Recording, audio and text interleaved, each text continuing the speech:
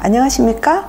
우리 이론 1월에서부터 4월까지 이론과 기출분석 강의를 하거든요. 그래서 우리가 1월에서부터 4월까지 그 강의에 대한 설명하는 영상을 하도록 하겠습니다. 그래서 제 수업은 고득점 단기 합격을 목표로 하고 있고요. 그래서 일단 처음에는 이제 1년 강의 계획을 먼저 보도록 하겠습니다. 1년 강의 계획 안에서 1, 4월 강의가 어떻게 진행하고 있는지를 보도록 하겠습니다. 그래서 제 1월에서 4월까지는 기본 이론서가 4권이 있거든요. 그리고 전 과목에 다 들어있어요. 그래가지고 출제 영역이기도 하고요. 기본 이론서하고 그리고 기출분석은 기출문제집이 있거든요. 그래서 우리 임용고시 기출문제집을 가지고 기출분석을 기본 이론 수업 후에 진행을 하도록 하겠습니다. 그래서 1, 4월은 우리 시험 영역의 전체 영역을 다 우리가 공부를 하고 이해를 하고 또 이 내용이 기출문제에서 어떻게 나왔는지에 대한 적용하고 이해하는 시간을 갖도록 하겠습니다. 5, 6월 강의는요, 기출문풀이에요. 그래서 기출문풀은 임용고시 문제도 있고, 그리고 국시 문제도 있고, 그래서 이거를 서답형으로 바꾼 문제이거든요. 5, 6월 강의는. 그래서 이거를 실제로 우리가 풀어보고 인출을 해봐야 되는 거죠. 그래서 정확한지를 다시 점검을 하면서 또 암기하는 시간. 그래서 우리가 5, 6월은 기출 중요 부분을 특히 적용하고 이해하고 암기하는 그런 시간을 갖도록 하겠습니다. 그래서 1, 6월은 우리가 시험 과정에서 전반기가 되거든요. 우리가 전반기, 후반기로 나뉘어지는데 전반기는 1에서 6월이고 그래서 전 영역을 이해하고 그 안에서도 기출된 영역에 대한 적용 연습과 정확성을 다지는 시간이 되겠고요.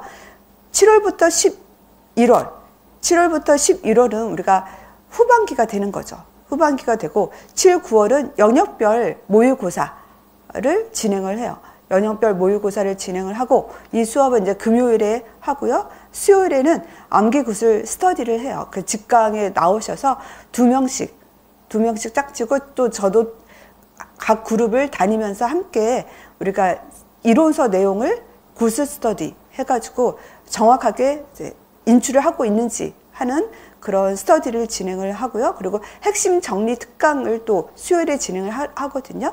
핵심 정리 특강을 통해서 우리가 이때는 이제 주제별 특강을 진행을 해요. 그래가지고 우리가 법이라든지 이론이라든지 하는 법 이론이라든지 약물이라든지 병태 생리라든지 하는 부분을 핵심 정리 특강을 또 수요일에 진행을 하고요. 11월에는 실전 모의고사. 그래서 전 영역이 통합되어져서 실제 시험과 유사하게 문제를 만들어서 실전 모의고사를 하고요. 그리고 또 수요일에도 암기 구술 스터디를 진행을 하거든요. 그래가지고 이제 이거를 똑같이 진행하면서 인출이 정확하게 되고 있는지를 봄으로 인해서 또 우리가 암기 능력을 더 증가를 시키는 스터디이고요. 그리고 핵심 정리 특강은 영역별로 해서 이제 우리가 주제별에 다루지 않았던 영역에 있는 내용을 가지고 정리 특강을 해서 우리가 정리 특강을 통해서도 우리가 이 포괄적인 부분을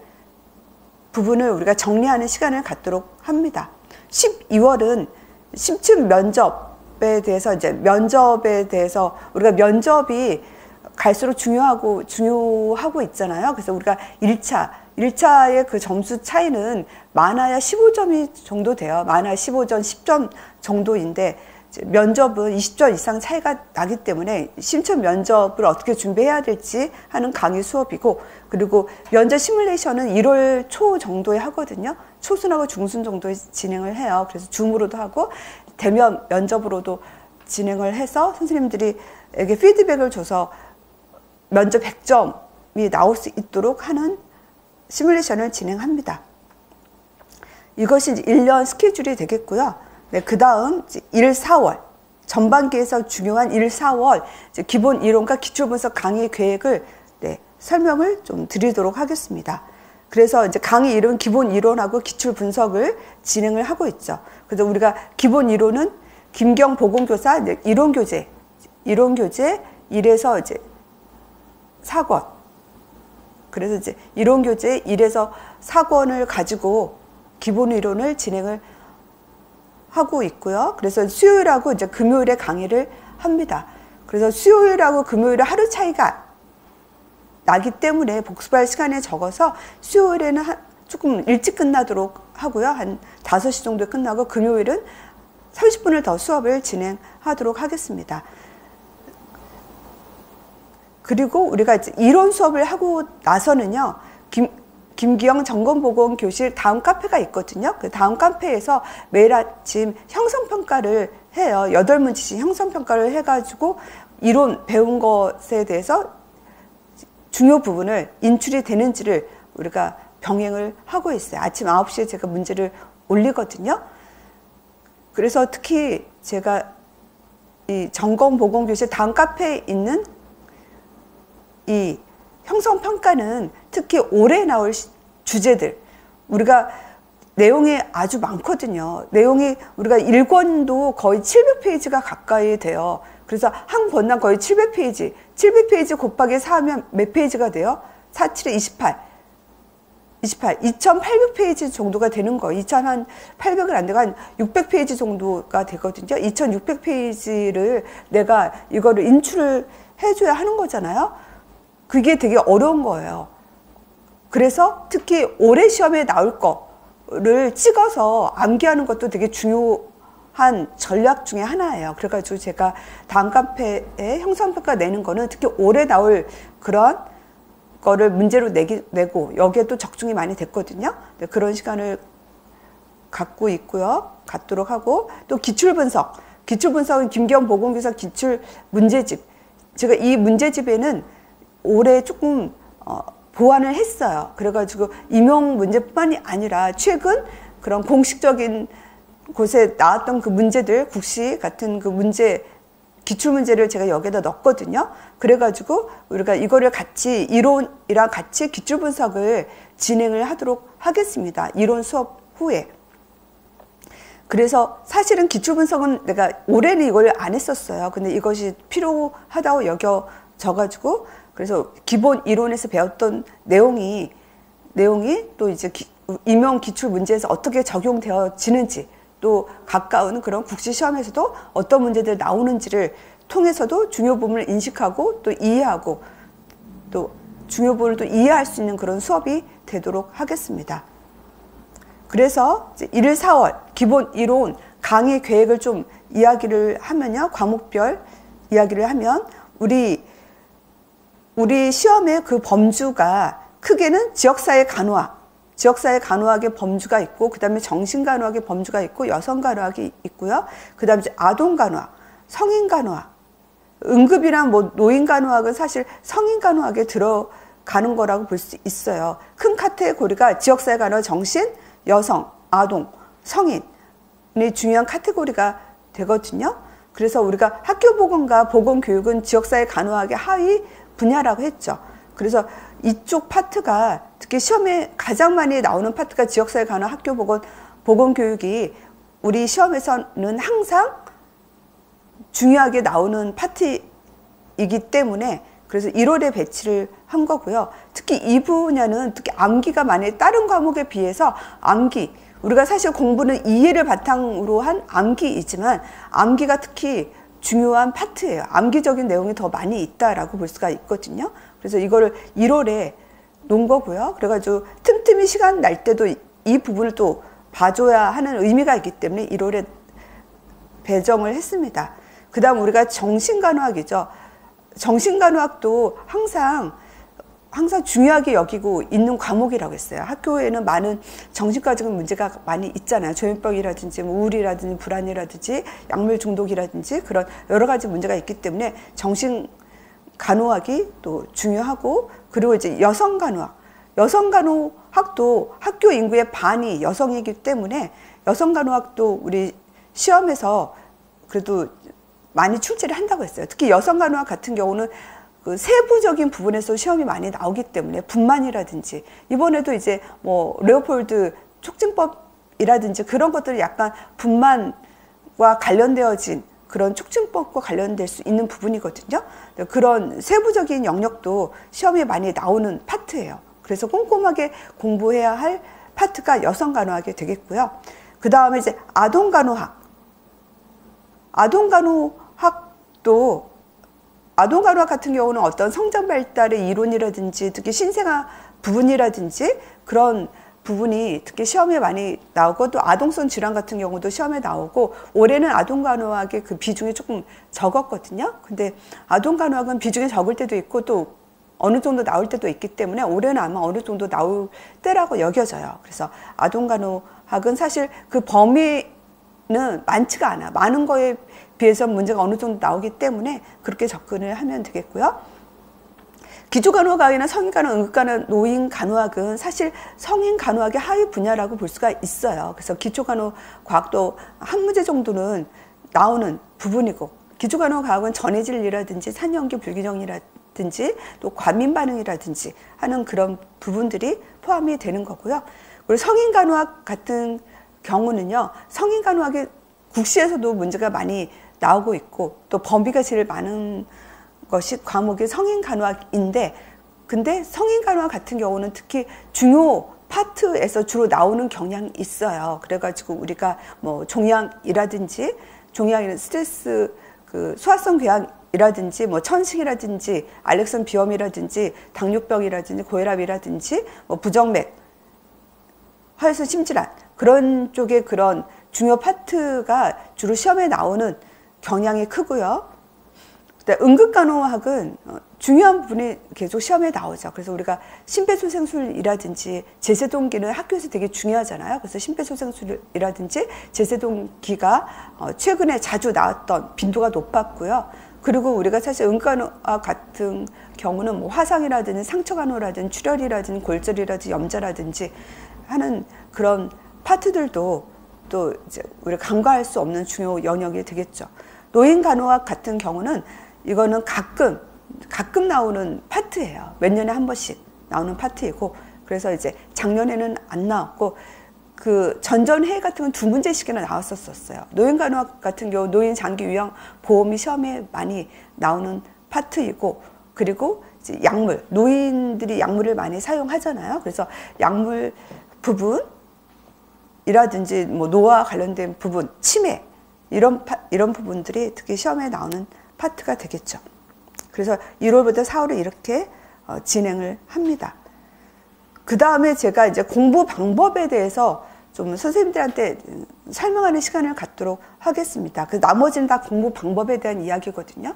그래서 우리가 공부 방법을 어떻게 했는지에 따라서 그 결과가 아주 많이 달라져요. 그래서 우리가 사실은 공부하는 시간은 거의 다 유사해요. 왜냐하면 우리가 미스인 분들, 선생님들은 직장 다니지 않으시면 풀타임으로 공부를 한다라고 하면 공부하는 시간은 뭐 미스 같은 경우는 10시간 내지 12시간 그리고 결혼하신 분이 6시간 내지 8시간 또 직장 다니시는 분은 뭐 4시간 내지 5시간을 하루에 공부를 하겠죠.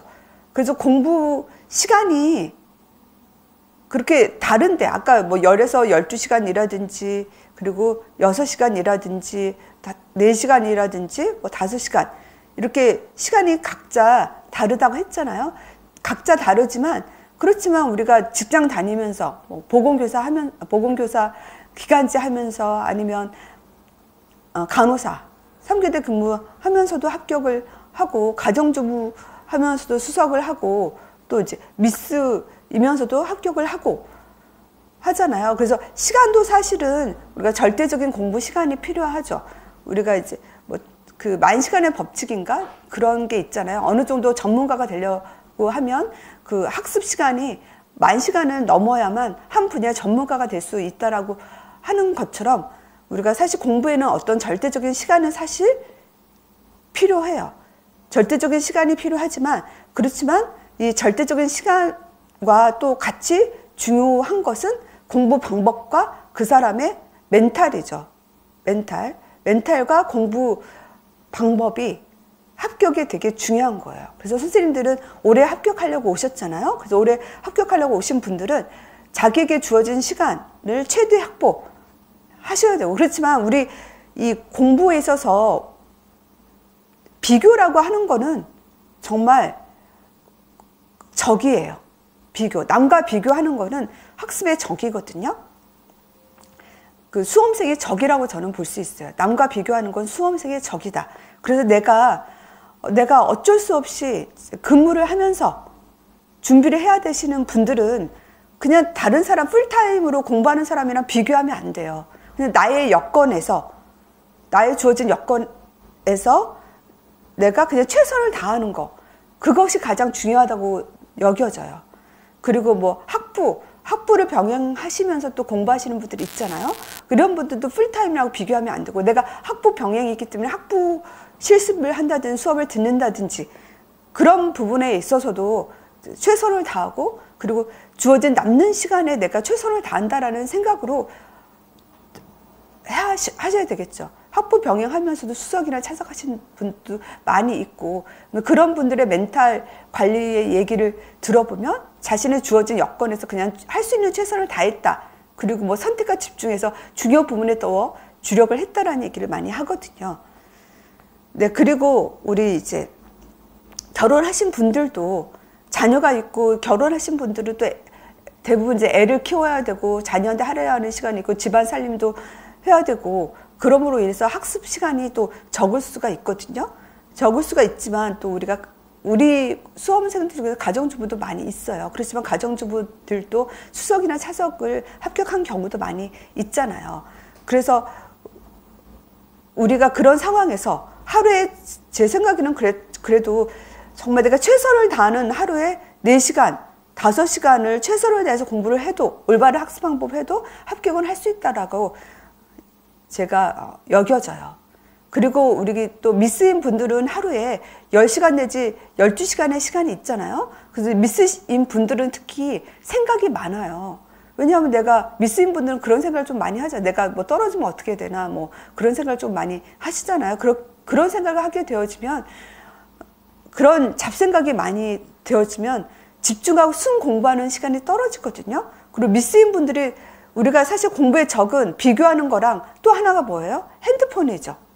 핸드폰으로, 요즘 핸드폰에 재밌는 게 너무 많이 있잖아요. 그 핸드폰으로 뭐 여러 가지를, 유튜브를 본다든지 공부와 관련되지 않는 거를 보면서 또 시간을 버리는 경우도 많이 있고, 잡생각을 하면서 시간을 버리는 경우도 많이 있잖아요. 그래서 미스인 분들은 버리는 시간을 없애야 돼요. 네. 그래서 순 공부 시간을 높여야 되는 것이 또 중요하고요. 그래서 이제 공부 방법에 대해서 제가 좀 여러 가지를 좀 준비를 했어요. 그래서 그거를 한번 보도록 할게요.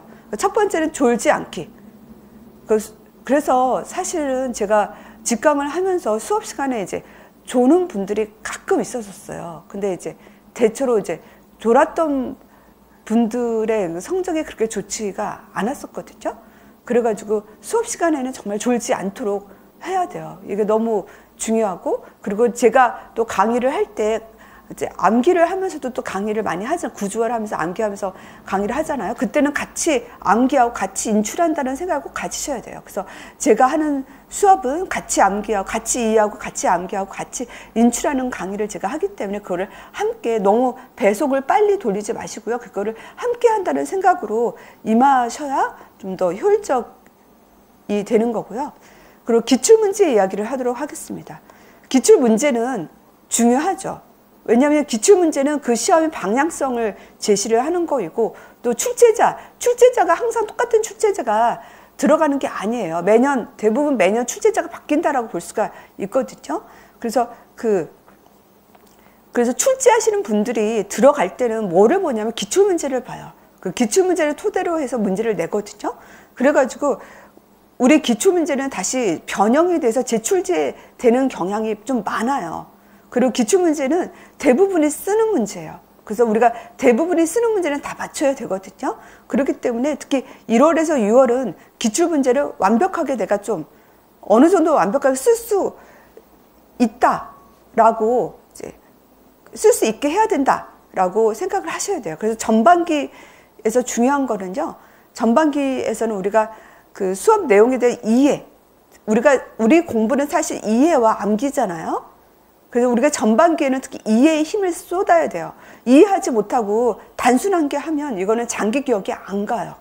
그렇기 때문에 우리가 이해가 특히 중요하고, 그래서 우리 특히 1, 6월 강의는 이해에 중점이 되어지고, 그리고 특히 기출문제에 대해서, 기출문제에 있는 영역은 특히 이해를 하고, 그리고 또 인출, 어느 정도 이제 전반기 때는 중요 부분이 기출문제가 되잖아요.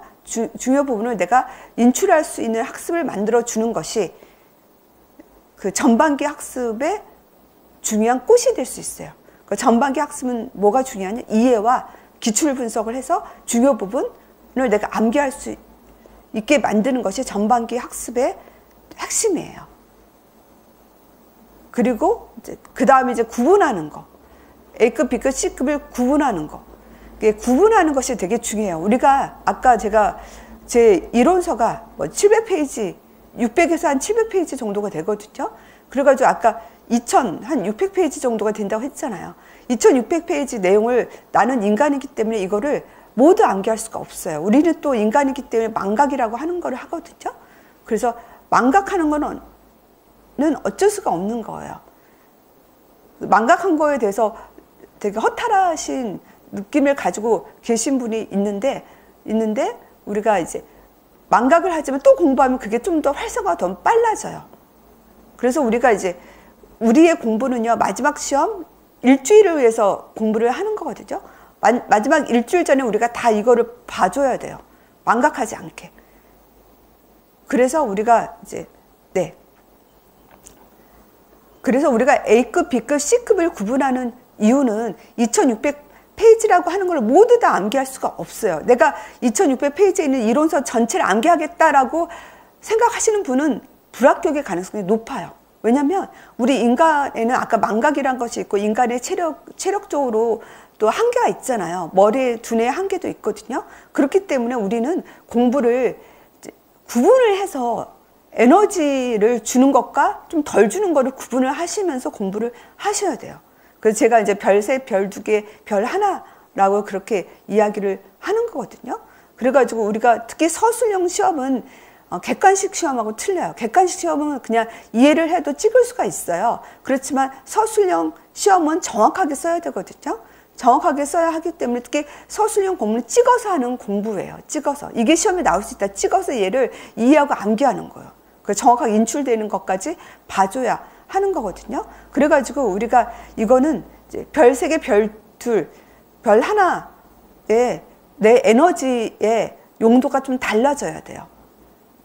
달라져야 돼요. 그래가지고 이제 특히 이제 A급이라고 하는 별 3개는 정말 정확하게 해줘야 되고 많은 힘을 가져야 되는 거. A급이라고 하는 별 3개짜리는 많은 힘을 가져야 돼요. 그리고 우리가 되게 많은 힘을 가져야 되는 것이 특히 약물 같은 거. 이번에도 약물이 메티프네이트 약물이 나왔잖아요. 약물이라든지 그리고 또 이론이라든지 이번에 건강 증진 이론이 나왔었잖아요. 그래서 이론이라든지 하는 건강 증진 이론 또 이제 범이론 모형도 나왔었잖아요. 그런 것들은 정확하게 암기를 해야 되죠. A급은. 그리고 이제 B급은 A급보다는 조금 힘을 빼지만 B급까지 별 2개까지는 우리가 외워줘야 돼요. 그리고 C급 같은 경우는 나올 가능성이 나올 수도 있고 안 나올 수도 있는 나오지 않을 가능성이 높은 애들이 C급이고 별 1 정도이거든요. 그래서 이제 이런 것도 혹시나 나올 수도 있기 때문에 얘도 이제 어느 정도의 작은 힘을 가지고 보는 정도의 그런 에너지를 투입을 하는 거죠. 그래가지고 모든 내용을 다 달달 외우려고 하면 떨어져요. 에너지가 분산이 돼가지고 A급의 정확성이 떨어지거든요. 그렇기 때문에 이 우선순위를 가지고 특히 올해 시험에 나올 거 그리고 A급, B급, 별 3개, 별 2개짜리의 에너지를 많이 투입을 하는 것이 학습 방법에서 아주 중요해요. 그리고 이제 다음에는 집중이죠. 집중. 그래서 공부에는 최선의 집중을 다 해야 되죠. 그래서 아까도 말했듯이 시간, 그 작은 시간을 가지고 수석하는 사람들, 하루에 뭐 5시간 내지 6시간을 가지고 수석하는 사람들은 그 이 5, 6시간 안에서 좋은 학습 방법과 집중과 최선을 다한 거예요. 집중. 그래서 우리가 스티븐 잡스가 한 말이 있어요. 집중은 산을 옮길 수 있게 만든다. 우리가 집중을 해야 산을 옮길 수 있다. 우리가 스티븐 잡스를 위대하게 보고 있잖아요. 그래서 스티븐 잡스를 왜 위대하게 보냐면 우리에게 핸드폰이라고 하는 것을 만들어줬잖아요. 포터블 컴퓨터, 핸드폰. 그리고 터치 하나만으로 어렵게 이제 접근하는 것이 아니라 터치 하나만으로도 우리가 쉽게 사용할 수 있도록 만들었잖아요. 그래서 쉽게 사용할 수 있게 만든 것을 프로그램을 만들기 위해서는 정말 많은 노력이 들어가고 거기엔 집중해야만 그 핵심이 보이는 거예요. 그래서 우리가 공부할 때는요, 그 집중이 중요하고 이 집중을 해야만 우리가 키워드라고 하는 핵심 키워드 학습을 할 수 있는 거예요. 뭐가 키워드인지 그거를 인지할 수 있어요. 집중을 해야만. 그 집중이 중요하고 집중을 떨어뜨리는 거는 우울, 불안, 뭐 걱정, 부정적인 생각 이런 것들이 집중력을 떨어뜨려요. 그래서 우리가 공부를 할 때는 우울하면 안 되고 불안하면 안 되고 걱정, 부정적인 생각을 가지면 안 되는 거예요. 그래서 내가 합격할 수 있다라는 생각, 긍정적인 생각 그리고 나는 천재다라는 생각, 나는 천재다라는 생각이 되게 중요한 거예요. 스티븐 잡스가 왜 집중할 수 있었던 줄 아세요? 스티븐 잡스는 자신이 천재라고 생각을 했어요. 천재라고. 그래서 스티븐 잡스가 어느 날 세상을 보니 이 세상은 자기보다 더 어리석은 사람들에 의해서 세상이 이루어져 간다라는 거를 깨달았대요. 그거는 자기의 어떤 천재성을 좀 깨달았다라는 거거든요. 자기가 뛰어나다라는 것을 자기가 깨달아야만 집중력이 생기는 거예요. 그래서 선생님이 뛰어나다. 내가 능력이 있다. 나는 천재다라는 생각을 가지셔야 되는 거예요. 그럴 때 선생님들에게 집중력이 생겨나고 선생님들이 가지고 있는 능력을 발휘할 수 있는 것이 되거든요. 그 자신이 천재다라는 거 하는 걸 믿으셔요. 믿은 대로 되는 거예요. 자신의 능력을 믿어야만 자신의 능력이 나타나는 거거든요. 그래서 수석 합격을 항상 외치는 거예요. 우리가 또 써놓고 적자생존이란 말이 있어요. 적자생존은 적는 자가 이긴다라는 거거든요. 그래서 내가 수석 합격이란 글을 항상 적으세요. 눈에 보이는 데 적고 내 마음에 적고 머리에 적고 그러면서 나는 수석 합격할 수 있다라고 그거를 믿으셔야 이런 내가 합격할 수 있다라는 마음을 가져야만 내 마음에 엔돌핀이 생기고 긍정적인 마음이 생겨요. 긍정적인 마음이 생기면 부정적인 생각, 불안, 우울이 없어지거든요.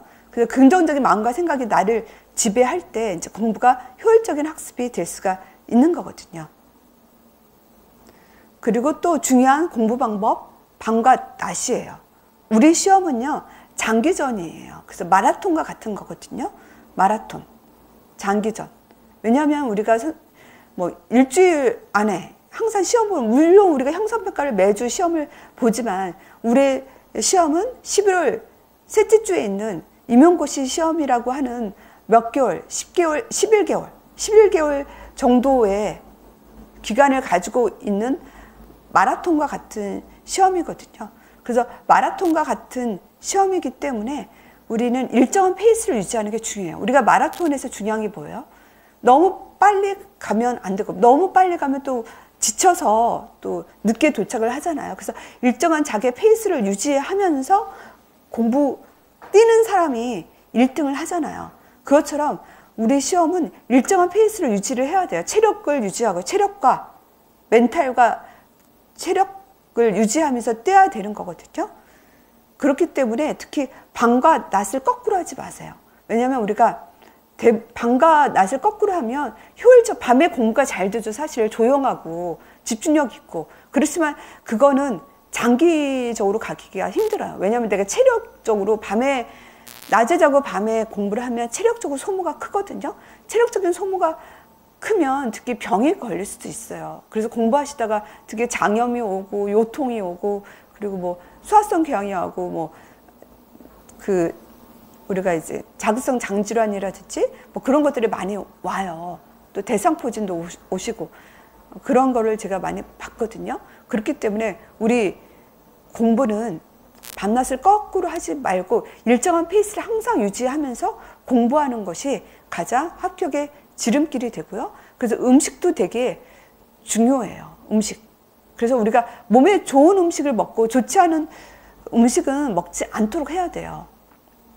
어떤 운동선수가 있었어요. 제가 들었던 얘기인데 그 운동선수가 아마 단거리 달리기 선수였거든요. 단거리 달리기 선수이기 때문에 그 스피드가 되게 중요하대요. 그 스피드를 유지하기 위해서 이분은 정말 몸에 좋은 음식만 먹고 몸에 좋지 않다는 음식은 먹지 않는다고 하더라고요. 그래서 뭐 너무 짜고 맵고 하는 그런 음식은 먹지 않고 몸에 좋다는 음식만 뭐 단백질 식품이라든지 뭐 과일이라든지 채소 같은 몸에 좋은 음식을 먹는다고 하더라고요. 그래서 우리 공부도요, 체력이 받쳐줘야 돼요. 내가 책상에 오랫동안 앉아 있어야 되잖아요. 집중력을 가지고 오랫동안 앉아 있어야 되잖아요. 그러니까 몸에 좋다고 하는 음식을 주로 드셔야 돼요. 단백질은 꼭 드셔야 되고, 이제 과일 같은 거, 야채 같은 거 꼭 드셔야 돼요. 비타민 C 같은 경우. 저 같은 경우도 이제 그 당근하고 사과를 매일 갈아서 먹고, 그리고 토마토도 항상 먹어요. 달걀도 항상 먹고, 그리고 또 단백질이 부족하지 않도록 항상 제가 관리를 하거든요. 탄수화물 좀 줄이고, 저는 라면은 거의 안 먹어요. 라면 과자 같은 건 안 먹거든요. 그래서 그렇게 먹는 거를 관리를 하셔야 돼요. 그리고 저도 이제 맵고 짜는 음식을 거의 안 먹으려고 노력을 해요. 그리고 건강기능식품도 챙겨서 먹도록 하셔야 돼요. 진짜로. 홍삼, 뭐 프로토폴리스 영양제 같은 경우, 뭐 홍삼이라든지 프로토폴리스 같은 경우는 우리가 면역력을 높인다고 했잖아요. 면역력을 높여야 병에 걸리지 않거든요. 그래서 이 시험 기간 하면서 감기 걸리고 기친다고 막 열나고 그러면 공부할 수가 없어요. 독감 걸리고.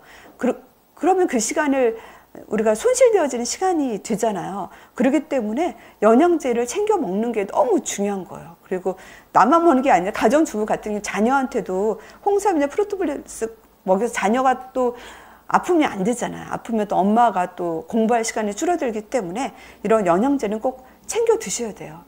그래서 몇 년 전에 이분이 이제 근무를 하시면서 전공 거의 최고 득점을 받으셨어요. 근무를 하시면서.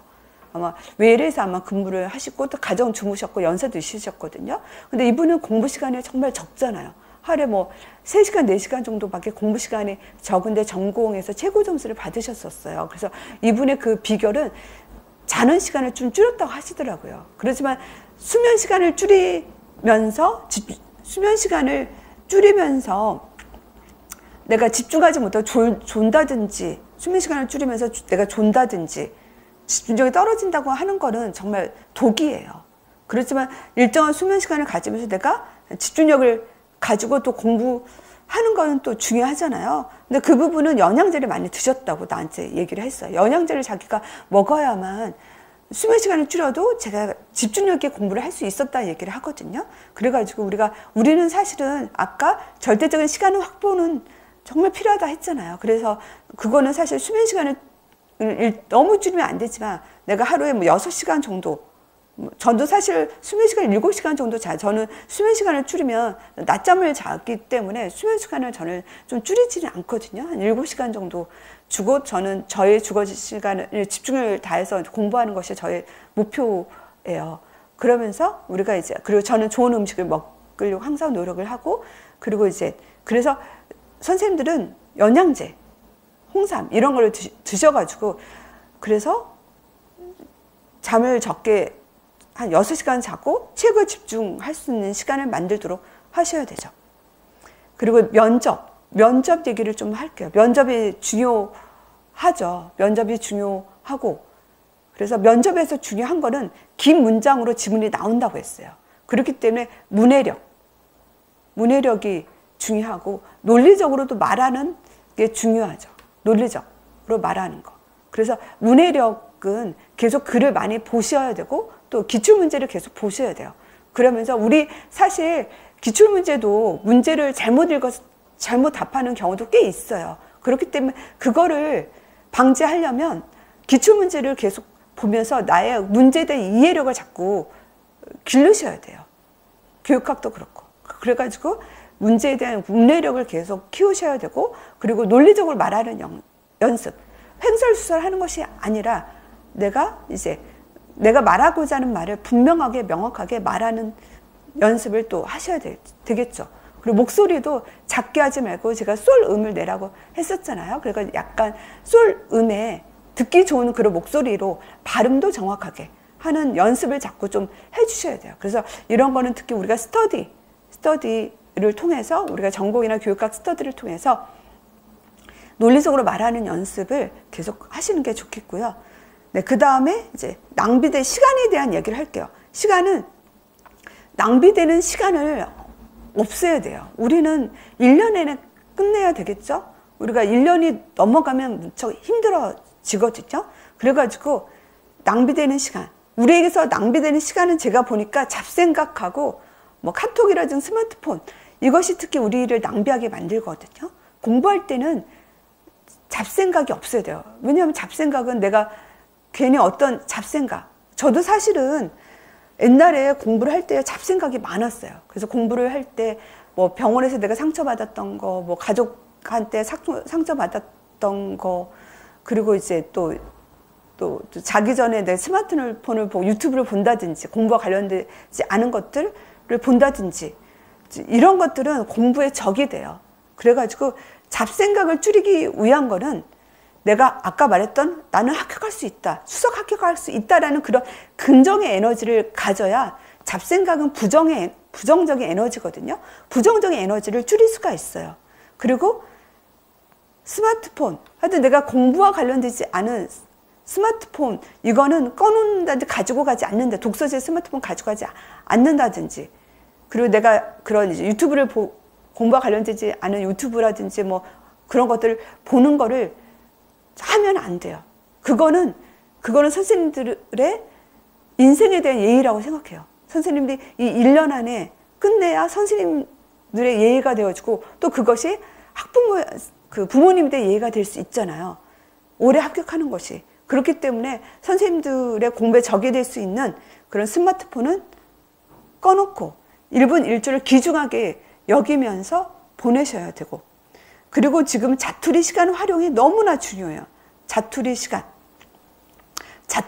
우리가 사실은 집중해서 공부하는 시간은 40분에서 한 50분밖에 되지 않아요. 저도 사실 40분 내지 50분 공부하면 머리가 아파서 더 이상 공부하기 힘들거든요. 그런 짜투리 시간에 노는 게 아니에요. 짜투리 시간 때 내가 유튜브 보는 게 아니에요. 공부와 관련되지 않은 유튜브를 보는 것이 아니거든요.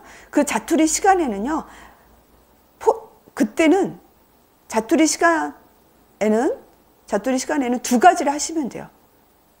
핸드폰으로 강의를 듣는 거하고 포스트잇을 보는 거. 저는 이 두 가지라고 생각을 해요. 그 자투리 시간에 내가 40분, 50분 공부하고 10분은 화장실 간다든지 하시잖아요. 하고 10분은 운동을 하세요. 이게 저의 비결이거든요. 저는 공부하고 짬짬이 운동을 해요. 짬짬이 운동을 하면 하루에 운동하는 시간 1시간은 제가 운동을 하거든요. 운동을 하지 않으면요, 체력적으로 많이 무너져요. 되게 하반기 때 무척 힘들어져요. 우리 공부에서 특히 중요한 게 하반기거든요. 하반기 때 무너지면 되게 힘들어요. 그렇기 때문에 운동은 계속 꾸준히 하셔야 되거든요. 그렇기 때문에 쉬는 시간 때 운동을 우리가 홈 트레이닝 같은 뭐 요즘 많이 나와요. 그러니까 저 같은 경우는 아령 가지고 아령도 하고, 집에 이제 또 줄없는 줄넘기도 하거든요. 그리고 이제 또 뭐 복근 운동 그런 것들을 해요. 핸드폰으로 보면서. 그래서 하여튼 쉬는 시간에는 운동을 하면서는요, 강의를 들으셔야 돼요. 전공이나 교육학 강의. 요즘 유튜브에도 많은 강의들이 있고, 또 뭐 우리 강의를 우리가 핸드폰으로 들을 수 있잖아요. 그래서 전공이나 교육학 강의를 핸드폰으로 계속 들으셔야 돼요. 화장실에서도, 음식할 때, 요리할 때도, 저도 요리할 때도 강의를 듣고, 그리고 또 포스트잇, 중요 부분을 핵심을 정리한 걸 포스트잇으로 써가지고 싱크대나 화장실에 붙어놓고 항상 보시고, 이러면서 자투리 시간을 활용하면요, 이거는 정말 초학습의 기회가 되어지고 학습 시간이 배가가 되는 거예요. 꼭 이렇게 하셔야 되겠고요. 또 공부 방법에서 중요한 게 이해하고 암기하기. 아까 얘기한 것처럼 이해하지 않고 무작정 암기하시는 분들이 있어요. 근데 그런 분은 장기 교육에 가지 않는다라는 거를 명심하셔야 돼요. 그래서 공부를 할 때는 내가 그 단어, 만약에 이제 반동 효과, 반동 효과, 이번에 메디포네이트에서 이제 반동 효과라고 하는 게 시험에 나왔잖아요. 그 반동 효과가 뭐지? 반동 효과가 뭐지? 그 반동 효과라고 하는 것은 약물의 그 효능이 끝나고 나서 효능이 떨어져서 그 아이 ADHD의 그런 충동성이라지는 과다 행동에 다시 재발되어지는 게 반동 효과거든요. 그래서 이 반동 효과를 그냥 무작정 암기하는 게 아니에요. 반동 효과가 뭐지라고 나한테 의문을 제기하고 이거를 내가 이해를 하고 이렇게 또 설명할 수 있는 정도를 만들어 주는 것이 이해하고 암기하는 것이 되는 거거든요. 그래서 우리는 공부 양이 너무 많아요. 공부 양이 너무 많기 때문에 이거를 무작정 암기하면 무너지는 거예요. 제가 그런 경우를 많이 봤어요. 무작정 암기해가지고 일주일 그 형성평가를 잘 보는데 이것이 최종 장기 기억까지 안 가는 경우를 많이 봤거든요. 그렇기 때문에 우리는 밑을 넓게 해야만 많은 약을 내 머리 안에 축적시킬 수가 있는 거예요. 끄집어낼 수 있거든요. 이 밑을 넓게 하기 위한 거는 내가 이해하면서 암기하면서 공부한다라고 하는 거가 되겠고요. 그리고 사실 이제 우리 암기하기 위해서는 내가 한 번 봐서 이게 암기되는 경우는 거의 드물어요, 사실은. 저 같은 경우도요, 생소한 부분, 사실 지역사회 간호학이 저한테도 사실은 생소했어요. 저도 이제 병원에 6년을 근무를 했고 지역사회 쪽에서 내가 공부를 했다든지 근무를 하지 않았거든요. 그렇기 때문에 저 역시도 지역사회 간호학이 좀 생소하고 어려웠던 과목이었어요. 그래서 저는 지역사회 간호학에 에너지를 더 많이 에너지를 많이 투입을 한다라고 하는 건 많이 보고 반복해서 많이 보는 거고 많이 듣고 반복해서 많이 듣고 그래야 이게 친숙하게 되어져서 자기화를 만들 수 있어요. 그래서 내가 어렵다라고 하는 파트가 있잖아요. 어렵다라고 하는 파트는 계속 내가 많이 보셔야 돼요. 많이 보고 생각하고 많이 말하고 이런 연습이 필요하고요. 그리고 이제 연결성과 유사성 차이점을 좀 이야기하도록 할게요. 우리가 그 학습이 공고해지기 위해서는요, 우리 많은 내용들이 사실 그 과목 간이라든지 안에서 연결되는 부분들이 있어요. 또 연결되면서 그 안에서 유사점과 차이점이 발견이 될 수가 있거든요. 그래가지고 예를 들자라고 하면 이제 과민 반응이 뭐 1형, 2형, 3형 과민 반응 얘기를 안 하고 혈압에 영향을 미치는 요인들, 혈압에 영향을 미치는 요인들이 심박출량이라든지 동맥의 평활근의 탄력성이라든지 모세혈관의 어떤 혈관의 저항력이라든지 심박출량, 그리고 혈액량, 심박출량, 혈액량, 뭐 동맥의 탄력성, 동맥의 말초 저항 이런 부분들이 우리가 혈압에 영향을 미치거든요. 그래서 이거를 공부했잖아요. 했는데 우리가 고혈압에 대한 약물, 이 약물은 혈압을 올리고 있는 것에 또 영향과 관련이 있어요. 그래가지고 우리가 심박출량을 줄이면 혈압이 떨어지겠죠. 그래서 이 심박출량에 영향을 주는 약물이 베타 차단제예요. 베타 차단제 심박출량을 떨어뜨리는 거거든요. 그리고 우리가 이제 이 말초 저항을 떨어뜨리면 혈압이 떨어뜨리겠죠. 말초 저항에 영향을 미치는 것이 알파 차단제예요. 그리고 혈관 확장제가 엔티지가 혈관 확장하니까 혈압을 떨어뜨리겠죠. 그리고 혈액량을 줄이면 혈압이 떨어지잖아요. 혈액량을 줄이는 건 이뇨제예요. 이렇게 내가 혈압에 영향을 미치는 걸 공부했으면 이것이 고혈압 약물과 이것이 연결이 되잖아요. 연결이 되줘야만 학습이 또 견고해지고 또 유사점과 차이점. 우리가 공부를 할 때 유사점과 차이점을 또 생각을 하는 게 또 학습에서 아주 중요한 부분이거든요. 유사점과 차이점 같은 경우는 내가 이제 예를 들자면 알레르기성 비염 있죠. 알레르기성 비염이 있고 그리고 천식이 있어요. 알레르기성 비염하고 천식은 제1형 과민 반응의 일종이거든요. IgE가 관여하는. 근데 약물은 조금 틀려요. 유사점은 아까 말한 것처럼 제1형 과민 반응에 의해서 IgE에 의해서 항원과 이제 항원항체 면역 복합체에 의해서 이제 발생하는 거. 알렉슨 비염 이제 코에서 비점막에서 발생하는 거. 천식 같은 경우는 이제 기관지에서 발생하는 거잖아요. 그래서 그거 유사점을 내가 같이 인식을 하면 공고해지죠. 공부가. 차이점은 약물에서는 좀 차이점이 있어요. 약물에 있어서는 알렉슨 비염 같은 경우는요, 항히스타민제 H1 차단제를 써요. 항히스타민제 하고 그리고 이제 교감 항진제, 비충혈 제거제라고 해서 교감 항진제를 에페드린을 쓰거든요. 그래가지고 특히 코가 이제 코는 좁잖아요. 기관지보다 좀 더 좁잖아요. 그렇기 때문에 여기가 이제 우열이 생기면 코가 좁아져가지고 숨쉬기도 어렵고 해서 교감식 항진제를 써가지고 비충혈을 제거를 해가지고 코를 좀 뚫리게 하는 거예요. 그리고 H1 히스타민 H1 차단제를 써가지고 이제 알렉슨 반응을 감소시키는 약을 쓰죠. 천식 같은 경우는요, 기관지 확장제하고 이제 항염증제를 써요. 기관지 확장제로서 많이 쓰는 것이 우리가 이제 알부테롤이란 거, 베타 항진제. 알부테롤은 베타 항진제를 쓰고, 얘는 베타 항진제를 써요. 베타 항진제를 쓰고, 그리고 이제 항콜린제를 쓰죠. 항콜린제를 부교감 차단제를 쓰고, 그리고 항염증제에 있어서는 스테로이드, 펄미코트 같은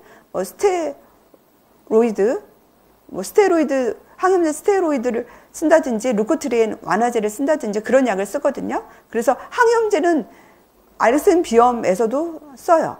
스테로이드제나 루코트리엔 완화제, 크로몰린과 같이 이제 비만세포 안정제 같은 약은 공통적으로 쓰는데 기관지를 확장하는 거랑 코를 확장하는 거는 조금 다른 약을 쓰죠. 그리고 얘는 그 알렉슨 반응을 감소시켜서 H1 차단제는 천식은 쓰지 않거든요. 그리고 코를 막힌 걸 뚫리기 위해서는 교감식 항진제는 알파를 항진시켜가지고 알파를 항진하면 혈관 수축하거든요. 그래서 코 점막을 뚫리게 만들어줘요. 코 점막을 확장을 시키는 거죠. 천식 같은 기관지를 확장하기 위해서는 아까 이제 알부테롤 같은 베타 항진제랑 항콜린제를 쓰는 거죠. 그래서 약물이 틀리다라고 하는 유사점과 차이점으로 그렇게 공부를 하셔야 학습이 좀 더 견고하게 되는 거죠. 그 다음 이제 키워드 학습이 또 중요하다. 키워드 학습. 그래서 우리 시험은 키워드 시험이라고 했어요. 기평도 키워드를 써야 되고 서답형도 키워드 중심으로 서술을 하는 거거든요. 그래서 우리가 공부를 할 때는 능동적인 학습을 해줘야 되는 거. 그래서 뭐가 키워드인가를 항상 유심히 보면서 그 키워드, 시험에 나올 수 있는 키워드에 대한 인지를 하는 것이 중요하고, 그리고 집단화를 하면서 이제 청킹이 중요한 거죠. 왜냐하면 우리가 외워야 할 양들이 많아요. 외워야 할 양들이 많거든요. 그 외워야 할 많은 양들을 청킹을 해줘야 우리가 이것이 장기 기억에 가고 또 인출이 바로 되거든요. 그래서 제가 뭐 기억나는 청킹이 저도 이제 기억나는 하여튼 청킹이 제가 되게 많거든요. 뭐 현주는 통근자자 이런 청킹이 있어요. 이거는 마리아우다의 건강 상태 평가하는 기준이야. 건강 상태 평가 기준. 그 현실의 지각, 뭐 현실에 대한 지각이라든지 통합성이라든지 자신에 대한 긍정적인 인지, 뭐 자율성 이런 부분이거든요. 그래서 이런 것도 나오려면 청킹을 해줘야만 바로 나올 수 있잖아요. 그래서 우리 공부는 암기할 것이 많이 있기 때문에 청킹을 해줘야만 바로바로 나올 수 있게 만들어져요. 그래서 그거는 제가 도와드리고 있고요. 그래서 우리가 백지노트라든지 가르치기라고 하는 거는 인출하는 부분이죠. 인출하는 부분이고, 백지노트 같은 경우는 자세하게 쓰는 게 아니에요. 큰 틀만 백지노트를 하면서 내가 정확하게 인출되는지를 확인하는 것이 백지노트거든요. 예를 들자면 체계 이론 되게 중요한 이론이거든요. 체계 이론의 이제 구조와 이제 체계라고 하는 구조와 기능이 있어요. 구조와 이제 기능이 있다. 그 체계의 구조에 있어서는요, 뭐 계층이 있고, 뭐 속성이 있고, 계층이고 속성이 있고, 경계가 있고, 그리고 이제 환경, 경계가 있고, 이제 환경이 있거든요. 그래가지고 이렇게 쓰고 이 의미에 대해서 내가 안 보고 이거를 말할 수 있게 만드셔요. 이게 중요한 키워드고 시험에 나올 애들이니까. 그래서 우리가 계층이라고 하는 것은 상위 체계 안에는 하위 계층이고, 이 하위 계층은 계층적 위계 질서를 가지고 있고, 이 계층적 위계 질서를 가지고 있다라고 그렇게 내가 암기한 거를 이렇게 말할 수 있는 거예요. 말로 하는 거예요. 속성이라고 하는 것은 체계 구성 요소의 특성이 속성이거든요. 이 또 환경은 이 속성의 변화를 만들어주는 게 환경이에요. 경계 외부에 있고. 그리고 경계라고 하는 것은 이 체계를 환경과 구분하는 것이 경계이고, 경계의 투과성에 의해서 개방적인 체계가 되고 폐쇄적인 체계가 된다라고 하는 부분이거든요. 그래서 이 정도만 내가 백지노트 하고 이 의미를 말로 표현을 하는 거, 이 정도의 학습을 하는 게 백지노트예요. 그래야 내가 정확한지를 또 확인하게 되는 거죠. 그리고 가르치는 거. 그래서 내가 배운 내용을 스터디 1이라든지 가족에게 이거를 설명하다 보면, 우리가 설명하다 보면 뭐 공부를 잘하게 됐다, 그런 얘기를 많이 하잖아요. 그래야 또 인출의 정확성들이 생기는 거죠. 그 다음에 취침전. 자기 전에, 여기 보면 취침전 30분에 집중적으로 암기한다. 취침전 30분 암기한 것이 가장 기억에 남는다고 하잖아요. 그래가지고 내가 자기 전에 유튜브를 보는 것이 아니라, 자기 전에 내가 오늘 하루 공부했던 거를 그냥 훑어보는 거예요. 훑어보고 또 중요 부분을 내가 또 머릿속에 인출해보고, 그러면서 마지막 자기 전에 한번 정리하는 시간을 갖는 것이, 자기 전에 30분 유튜브, 내가 스트레스 해소한다고 해서 유튜브 보는 것보다 합격의 가능성이 높아지는 거예요. 그리고 마지막 공부 방법의 마지막은 막 살지 않게 해요. 네, 막 살아서는 안 된다. 사실 우리 시험은 지금 10명 중 1명만 살아나는 시험이다라고 제가 표현을 했지만, 사실은 10명 중에 1명이 살아나는 시험도 아니고, 우리는 사실은 5명 중에 6명 중에 1명만 살아남는 시험이기 때문에 선생님들 사실 유리한 시험이에요. 선생님들만 정말 포기하지 않고 내가 모든 체력과 에너지를 주어진 여건에서 최선을 다해도 합격하는 시험이 됐거든요.